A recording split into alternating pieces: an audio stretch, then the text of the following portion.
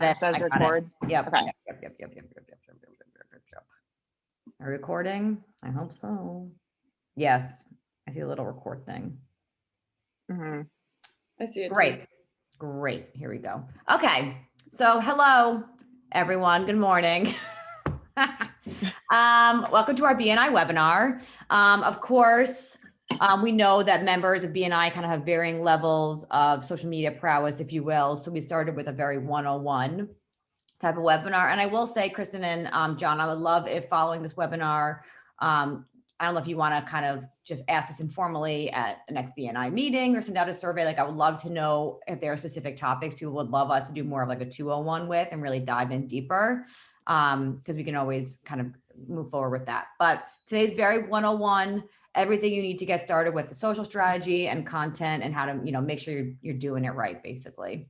The one thing I will say we're not covering today is social media advertising. It just feels like that could be a rabbit hole that we just don't have 1 hour for. So to dive in, okay. All right, go ahead, Lauren. Yeah, so just a little bit about Metter Media. So we're a full service social media marketing agency. We have a team of 15 right now. Melissa and I are the co-owners. We have 13 other team members. And then currently, if you flip to the next slide,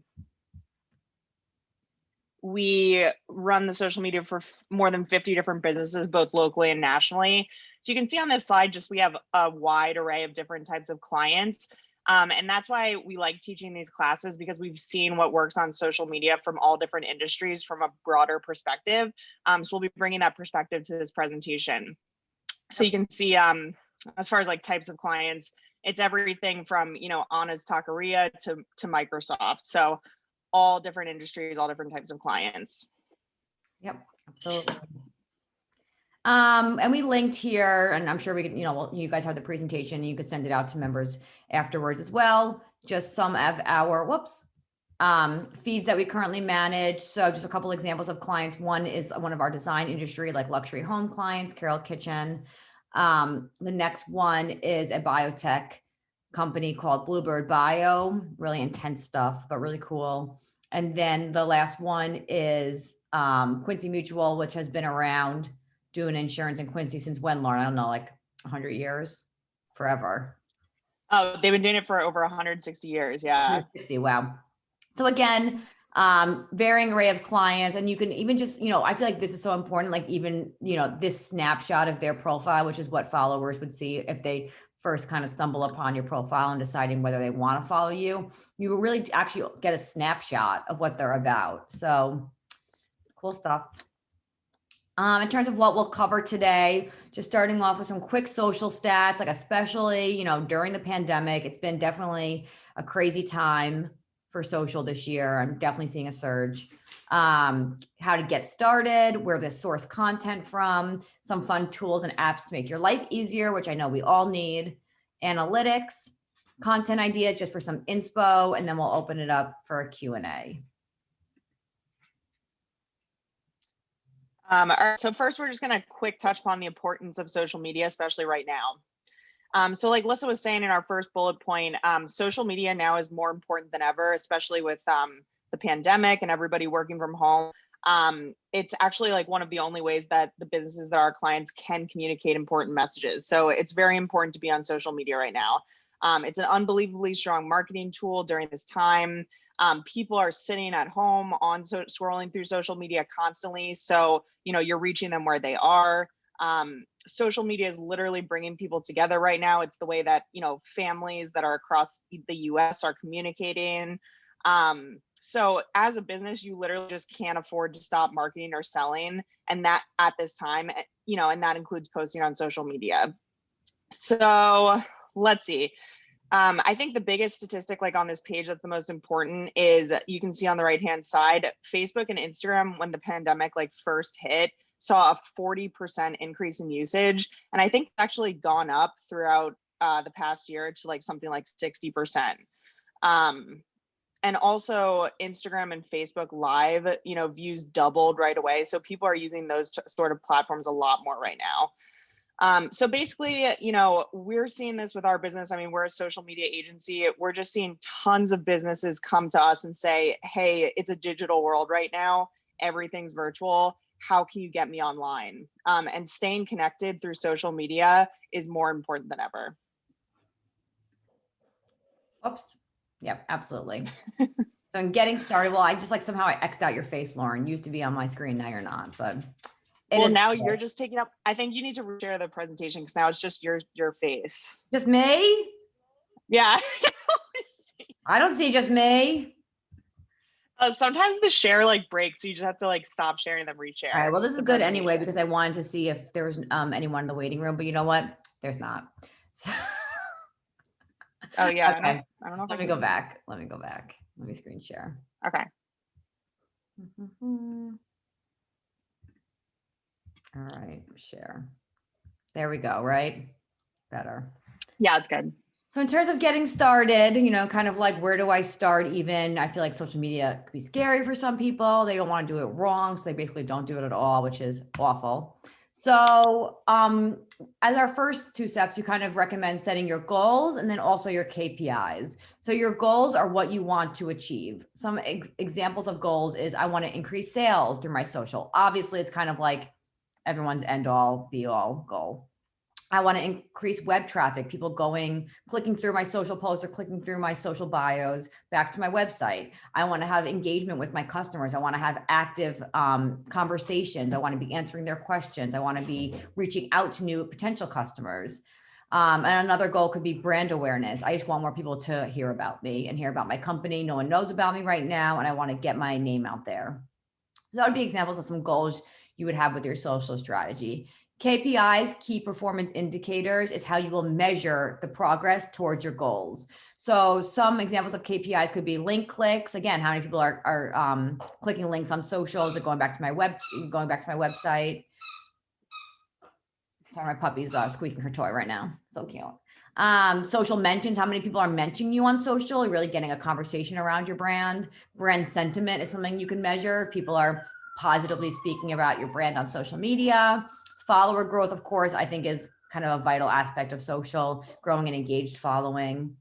Engagement rate, how many people are engaging with your posts per the number of people who are seeing your posts. So, say you have 10,000 people see your post, but, very sadly, 5 people engage with it. It's probably just not great, So engagement rate is really important. There are, of course, industry benchmarks you can be measuring yours against to see how you're doing in comparison to others in your industry. And then there's impressions and reach, how many times your content and your brand is seen, and by how many people are you reaching. Next, if you don't have social channels set up, or if you're wondering if the social channels that you're on, if they're the right ones for you, it's really figuring out where your target customers spend their time on. I don't have to go through all of these right now, but Facebook, I will say we have a lot of people coming to us and they say, I feel like Facebook's so over. Everyone hates Facebook.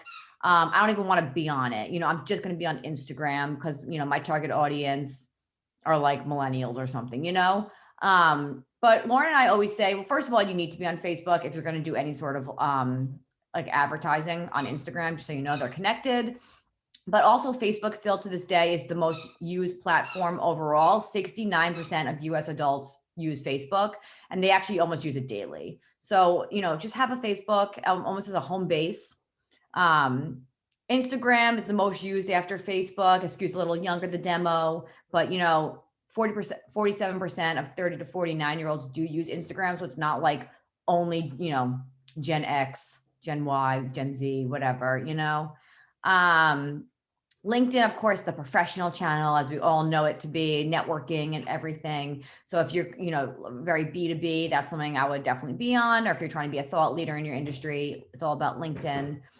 And then Twitter, it is kind of at this point the least used channel of the 4. Still very big though for anything kind of tech or news or law, science, etc. Male usage outweighs female, and it is anything kind of advertising or Okay, step 3 after you've decided what channels you want to be on.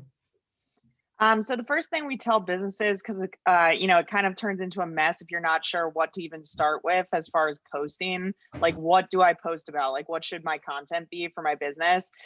So we like to say that you should start by creating content pillars. And this is like a good exercise any business could do. You basically just put your business in the middle and create a bubble chart, and then you create 5 main things that you want to be talking about on the social media.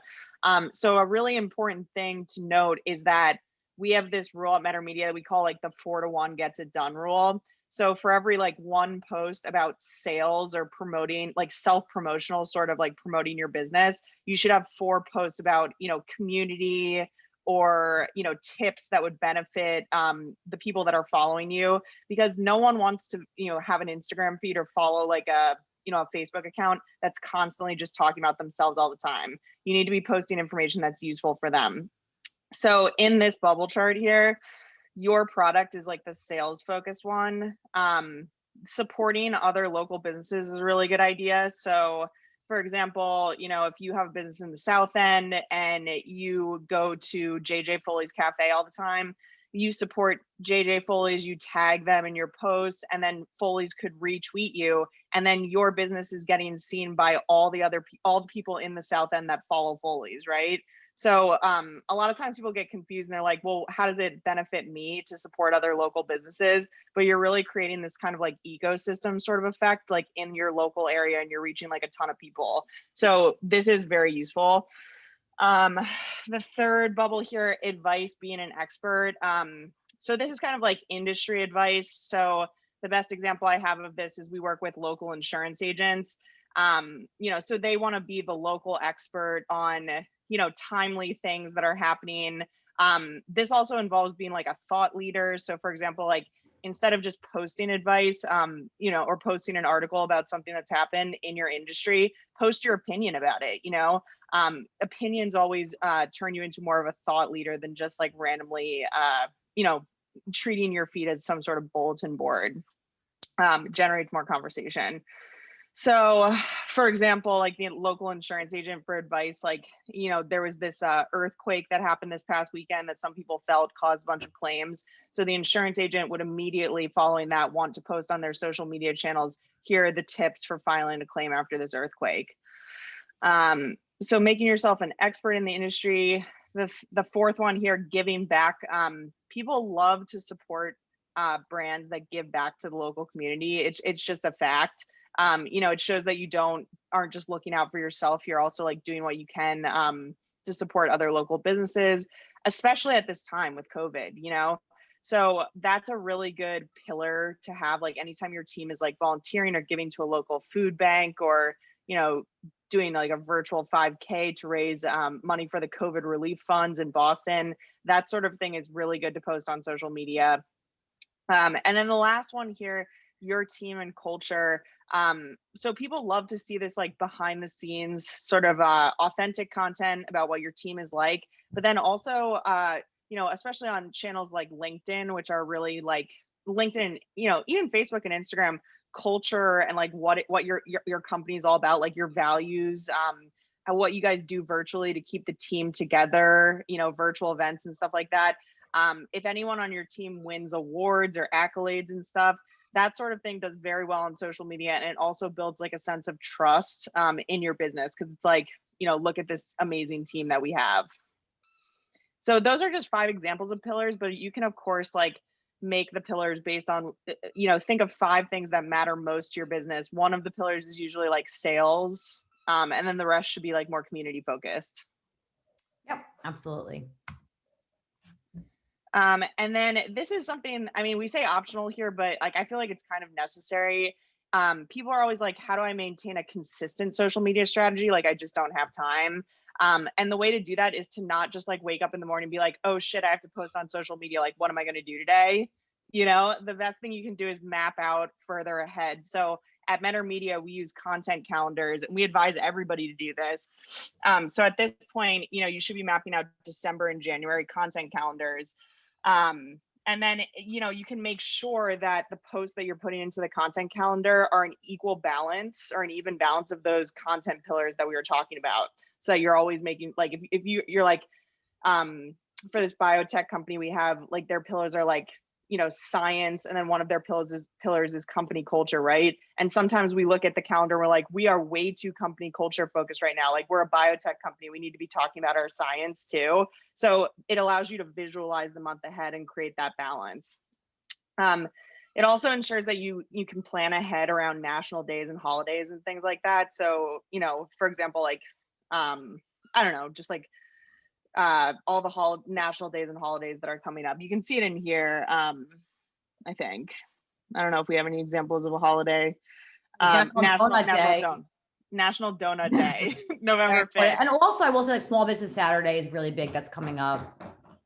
Oh yeah, I thought that was in May for some reason. Small Business Saturday? Yeah. Day after Black Friday?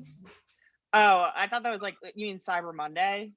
No, Small Business Saturday. Oh, okay, whatever. It's Small Business Month in May. But yeah, so that's a really good point though, Alyssa. Like things that are coming up: Black Friday, Small Business Saturday, Cyber Monday, and then Giving Tuesday. Yeah, that's a good one. Giving Tuesday is huge. Yeah. So making sure those are all in the editorial calendar, making sure you promote those. And then I will say, a lot of times people are like, I don't have time to do that. That seems like a pain in the butt. No way. But I assure you, it actually will save you time in the long run, because you map it out and then it's almost like, good, my strategy is set for the month. Now all I have to do is like plug in my post. Chloe, you got to stop squeaking. You got to stop squeaking, Chloe. Okay. Here's some fun content ideas just to get you started of things that you can post. Look to competitors to see what they post. First of all, it's something we always do whenever we're starting with a new client or a new industry. Other content ideas include behind the scenes photo videos. People love to see that. You know, for instance, we just started working with like a development company and construction company. And not only do we love showing the finished product of these beautiful buildings that they are able to create, they also want to see behind the scenes videos and photos on site with partners, kind of getting it done. So people love that stuff. Quote graphics, people on social, you know, instead of just, you know, especially on Instagram, instead of just posting a quote, you know, along with a photo, making that quote into a graphic so that it's the actual photo itself, whether it's motivational, inspirational, testimonials. METTER we've started doing this in terms of client testimonials, etc. Giving tips or information, again, like something that you're an expert in. You know, if you're a personal trainer, you know, you could be Monday motivation and kind of even give tips about how to stay fit and active during COVID, or, you know, make that into like a text graphic or a video. That could be really fun. Product photos, of course, community support, one of those pillars, you know, showing support for the community. Giveaways and contests do very well to get engagement.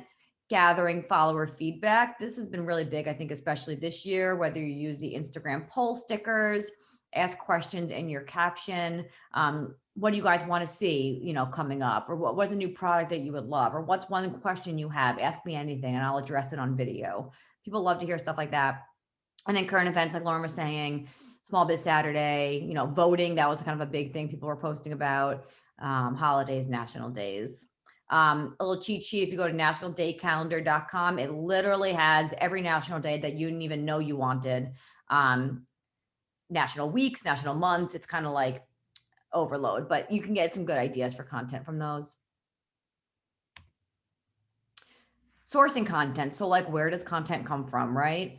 One example, and it's almost like the easiest one, is user-generated content. User-generated content is a great source of imagery to add to your feed. Not only is it free, but it also shows customers that you're listening and engaging as you should be, you know. Add variety to your feed, you know, different voices, different opinions.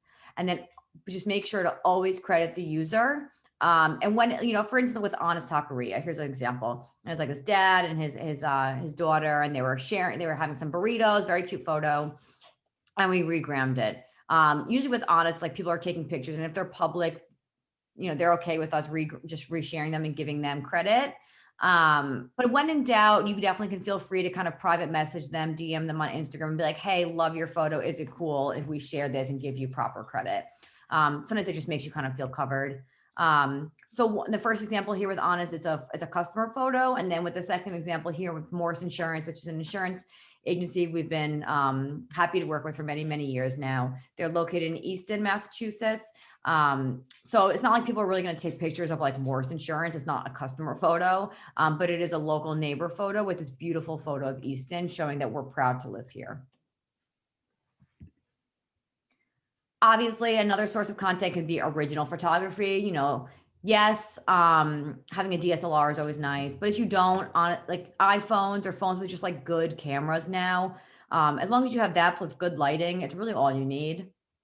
And schedule photo shoot days, make a shot list, let your team know and get involved so that everyone's kind of on board and you have a plan ahead of time. Here's just some examples of photos we've taken.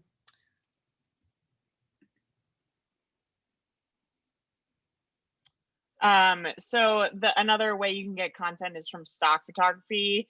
But something that I feel like people think a lot is that all stock photos are kind of like corny and terrible. But there actually are a couple cool free websites that you can use for stock photos that we use all the time at Metter. They're called Pexels and Unsplash. You can see them in the third bullet point here. Then you can just kind of like add a little little elements of your branding to those stock images, and you can turn it into something that's your own. Yeah, so you know, we also have a subscription to Shutterstock, but I would say that, you know, the cheaper and better thing to do would just be to go to Pexels and Unsplash. I agree. And they have like not cheesy ones, which I feel like if people are always like, I don't want to use stock photography, it's going to look so stocky. They have cool ones there. And then here's an example of with our clients, how you could just add a little bit of branding or a little bit of editing to a photo and you really make it your own, you know? So both of these are examples of stock photography, but adding a little bit of your branding or your colors to them really kind of makes it fit into your feed and customizes it.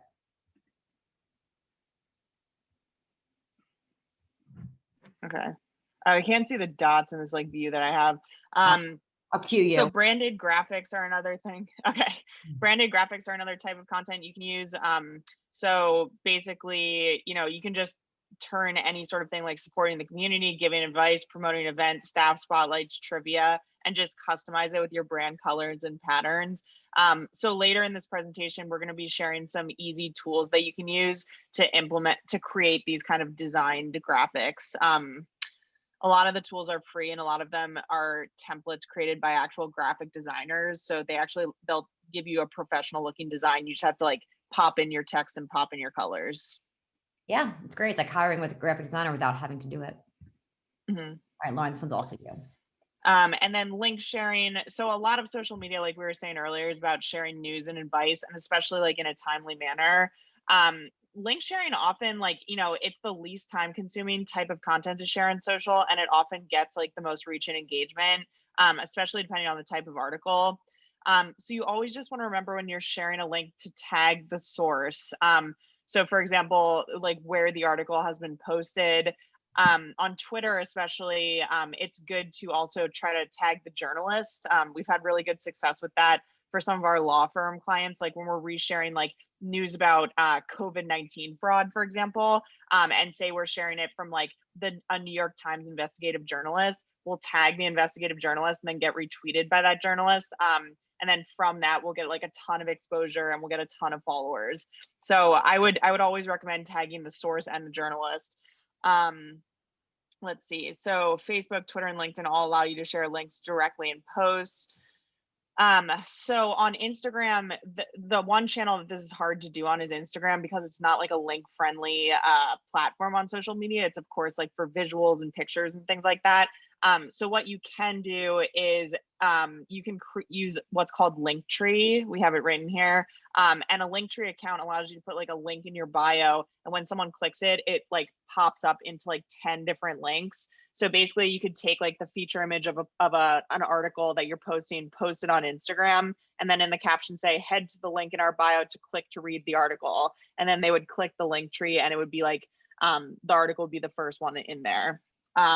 So it's a little bit more time consuming, but we do that all the time.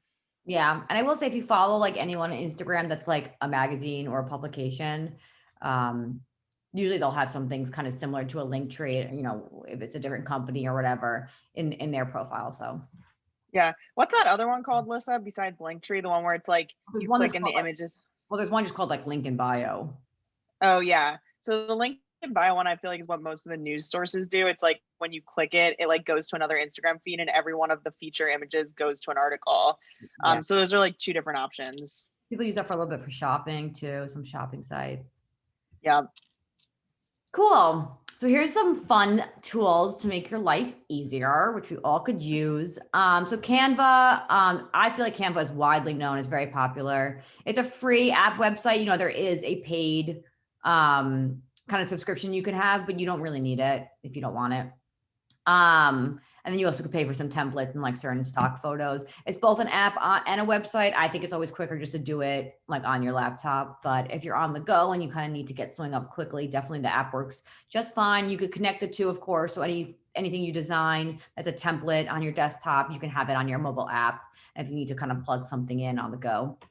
They have so many templates. It's like whether you want a flyer or a Facebook cover photo, something for Instagram, any holidays, like they really have every template, any sale, anything you could ever want. You know, it's really fun in there. You should check it out. And they will also give you social channel specific dimensions. They'll be like, hi, here's an Instagram dimension, here's Twitter dimension, but you can use custom sizing if you want. ANIMOTO. So this is, you know, videos do really well on social. I don't have the number off the top of my head, but I know I was pulling it the other day. You know, they do get way more engagement, a lot more views. So ANIMOTO is a website we kind of stumbled upon years ago at METTER, but we really like it. It's $8 a month, so you know, pretty affordable. It's a desktop app. You basically can create viral style videos very quickly. You know, you could plug in a mix of photos and video clips. You could say how long you want each of them to kind of run for. And then you can use this app to add text to your photos, and the text will kind of appear very nicely. And it's, you know, have you ever seen like Insider or like, you know, I don't know, any of those kind of like viral Facebook pages, you know, where they post videos that have captions on them? I mean, no one's going to listen. That's the thing. A lot of people don't have their sound up on their computer or on their phone. So the videos are just make it easy to kind of digest the video. But yeah, and you could add like your different colors, brandings, fonts. They have both templates that you can kind of work off of, or you could start from scratch. So we definitely love ANIMOTO here at METTER. Another video app that Lauren will talk about is Wave. Yeah, so Wave is actually free. So that's one reason why you could try using this. But it's only free for videos of 15 seconds or less. But honestly, the shorter the better, in our opinion, with people's attention spans right now.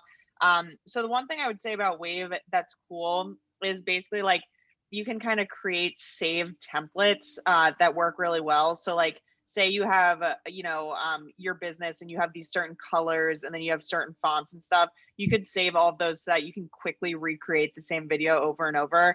The one issue with Wave is it's definitely less user friendly than ANIMOTO. Like ANIMOTO is basically like video making for dummies, where Wave, when you first use it, like even when Liz and I like first use it and stuff, we were just like, it took us forever to figure out how to actually use it. But once you do, I prefer this to ANIMOTO. Yep. So INSHOT, you know, we're still talking video here. This is a mobile app. I actually use this all the time, as opposed to going onto my computer and doing iMovie. Or, you know, if I have a video that I'm making where I just want to kind of splice together a mix of photos and videos, and I don't really care about adding captions as much. You could add text with this, it would just be harder. But the free, simple to use mobile app for video editing. Like I said, you could put together a mix of photos and videos. You could trim your videos. You could add music, add transitions. You can speed up certain clips. It's just really good if you want to kind of make a summary video of some sort, and really easy to use. So this next one's STORYART for Instagram stories. This is really cool. I still use this all the time.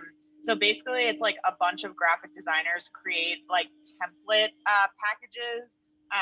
And I think you can totally use it for free. And it gives you access to like thousands of professional looking Instagram story templates that you can just pop your pictures in. So what we use this for a lot is like, say, I don't know, Microsoft is at some virtual event and they send me like 5 photos and they're like, can you throw these into the Instagram story? I'll just like use one template from STORYART that has like 3 different spots for the photos and pop 3 photos in and then put like it looks really professional and like graphic designed, and then I'll like put a caption on it and just like throw it on the Instagram story. So it takes like, I don't know, like 2 minutes to put together, and it's like a professional graphic design story. Yep. And it's kind of a good point Lauren was alluding to. Obviously, with all graphic design, including your Instagram stories, you should make it look like your own. You know, like it should look branded. It should look appropriate for your values and your brand. You should, you know, try to stick to the same couple of templates and just like make those your own, and then go and then use them for every story or every post moving forward. Another fun Instagram story app is Unfold. This one really kind of rose in popularity, I feel like, a couple of years ago because of its very minimalistic, kind of clean Instagram stories. People were very into that. And I mean, a lot of people still like them. But it lets you, you know, allows you to format, design beautiful Instagram stories. There's some fun. You can see like the tear frames. Those are kind of cool with the tears in them, the ripped paper, film frames, Polaroids, adding kind of very minimal text to an image. They're really pretty. Yeah, I still use this one too, for what it's worth. Yeah, I like it. We got different colored backgrounds and patterns. It's kind of fun. Oh, this one's probably our favorite one. So it's called EASIL. It's a desktop app. So the basic version is free, and then I think it's $7.50 a month for premium. But I would like highly recommend this, especially if you're doing like more, if you want more professional looking branded, like consistent, like say weekly Instagram stories. So a really good example of this is like our resident clients, like every Friday, for example, they do like a roundup of like places in the area that you could go for like the best breakfast or something. And we use this 12 days of donuts, this like beautifully graphic design template. And we like filled it in with their fonts, with their colors, and with their logo. And then we kind of like use that as like this consistent looking weekly Instagram story roundup. So I think the best thing about EASIL is it's like those apps. It's just like professionally designed. But if you're going to do like an Instagram story like every single week, and you want to just have a template that you can like copy and like duplicate really easily, we would recommend using this one. Yeah. I think something we like about EASIL is definitely more customizable if you want to throw in your fonts and colors as opposed to the mobile apps, but it's great. Color stories. So now we're kind of into photo editing. If you don't feel like kind of going on Photoshop and doing this very, you know, legit editing, there's a lot of apps out there that make it very easy. Color Story, I actually use personally for myself. I love it. It's free. There's some filter packs if you want to upgrade that costs money. There's a lot of free ones. They're all created by photographers, and then you can edit your photos to be a certain style every time. So, you know, if you ever go to an Instagram feed and you're like, wow, how, you know, they have all these different photos on here, but it still looks so cohesive. They probably are putting the same filter on every single photo, or same, you know, preset on every photo. So you could kind of explore this app. You could pick a filter that you feel like really kind of speaks to your brand, and then just throw it on every photo that you post. And that way it'll make your feed look more cohesive. You could also do, besides the filters, which I think are like the main attraction, you can also do photo editing on it, you know, clarity, contrast, brightness, all that good stuff, cropping. So Snapseed, I haven't used this one in a while, but I think it's still good. Yeah. So this is created by Google. So it's basically Google's photo image editing app. And I think the reason why we like this one so much is if you look at that second thing from the left on the bottom where it says perfect any photo fast using tools and filters, the amount of different like tools that they have to edit a photo is like more than any other photo editing app I've seen. So for example, like adjusting like the curves and the white balance and stuff, that's stuff that you can only do in like really Photoshop, but here you could do it through this app. And then also we used to really play around back in the day with they have like a perspective tilt thing. So you could like take an image that was like just like on one plane, and then you could literally tilt the plane. So it's like that. Like you can make the image like look like that just using a mobile app, which is pretty cool. Yeah, there's definitely like next level stuff. Like you can do like blur the background of a photo if you wanted to make it look more professional. There's a lot of cool stuff. Yeah. Planoly. So this is, you know, again, if you really care a lot about like your Instagram aesthetic in particular, a lot of people, what they do to make sure that all their photos kind of flow together in an attractive and cohesive way is you plan out your Instagram feed before you actually post to it. Planoly is there's many different planners. Planoly is an example of one planner for Instagram, and you can plan out everything and even schedule them before ahead of time. So you kind of like, say you're like, okay, I'm going to post this Tuesday, Wednesday, Thursday, and you're realizing that order doesn't look great together. You could even say, all right, well, then I'll just post this one the day after and kind of switch things around. So. Okay, analytics. So at METTER'S, I don't know how many tools we're going over, but at METTER'S, we use a thing called Sprout Social. So it's $99 per user per month for 5 social media profiles.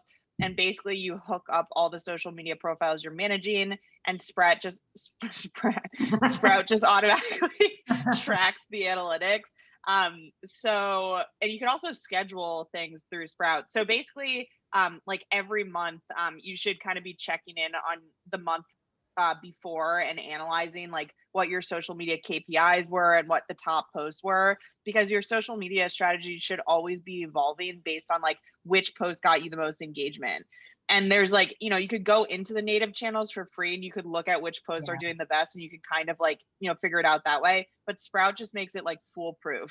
So basically you connect all your channels, you log in, you go to the report section, you select a date range. So I could select like October 2020, and then it automatically pulls like the top post on each channel, and it pulls like the number of engagements and impressions. So you can like in 2 seconds see, okay, these were the top performing posts. And like, then you can start thinking like, why did this do so well? And how can I do more of this?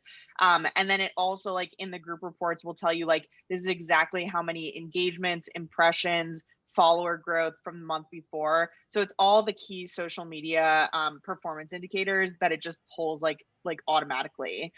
So it's really easy to use.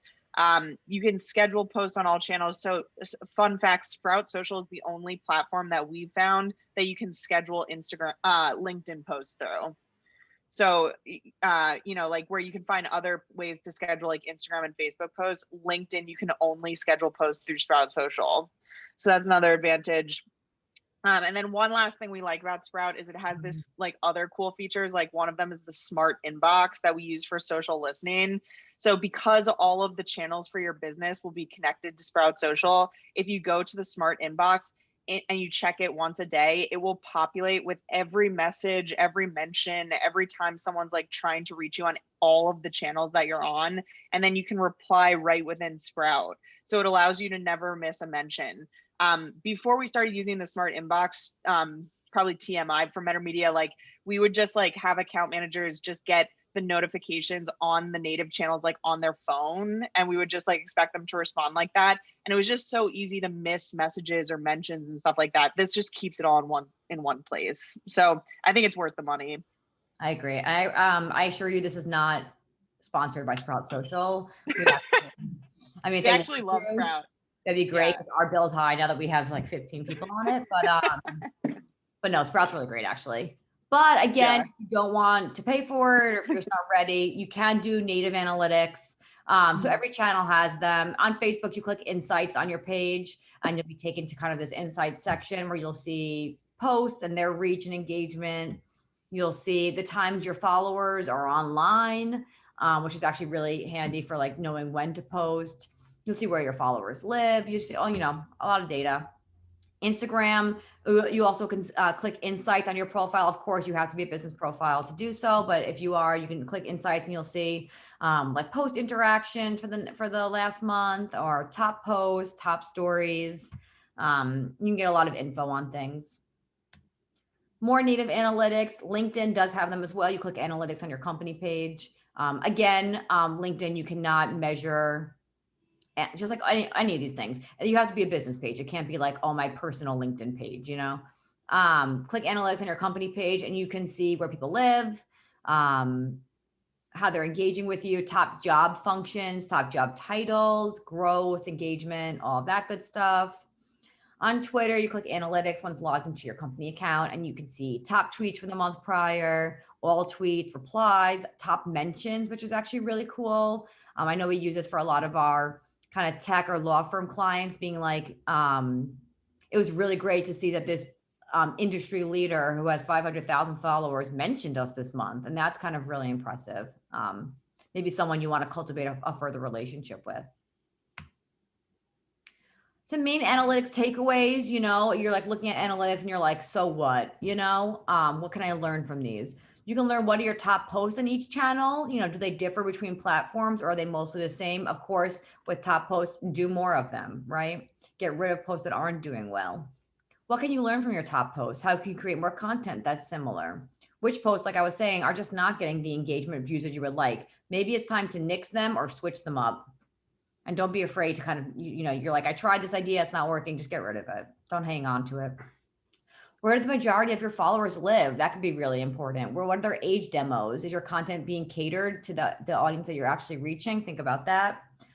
Especially in Sprout or, you know, any of the native analytic channels, look for graph spikes. That's when you did something right, you know, think about that. Which times of the day are your followers most online and engaging? I would schedule posts around that time. So you could see, oh, my followers are really, on Thursdays, for some reason, they're all online at 4 p.m. You should schedule something for when they're online and actively engaging. All right, here's some fun inspo. I think we're right on track with time, so that's great. Yeah, just we like to end with some inspo just to get people kind of started or creative. Of course, we have an in-house creative team at Metter, but a lot of this stuff can be designed on, like I was saying, CANVA or INSHOT or Over. There's so many.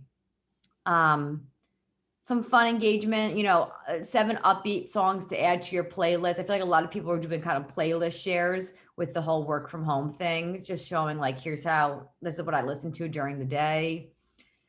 You'll see in the bottom left-hand corner, the reason those are so vertical is because that's Instagram story dimensions. People were doing this a lot in the early days of quarantine, but I feel like we could bring it back this winter now that we're all going to be kind of like back home a lot.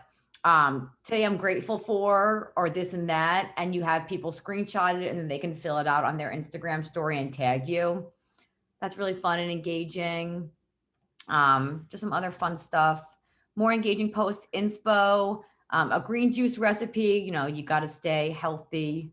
How to support and love small businesses for free. We kind of have 2 graphics here that speak to supporting small businesses. Again, I think Small Biz Saturday, which, you know, you only have a week and a half until, is a great opportunity to do a lot of small biz content. But even throughout the holiday season, you're seeing all of those. And we all love Amazon, you know, but you see those graphics that are those stats that are like, Amazon skyrocketing during this time, but small businesses are going to close, you know? So really it's more than ever important to support your small businesses, local businesses.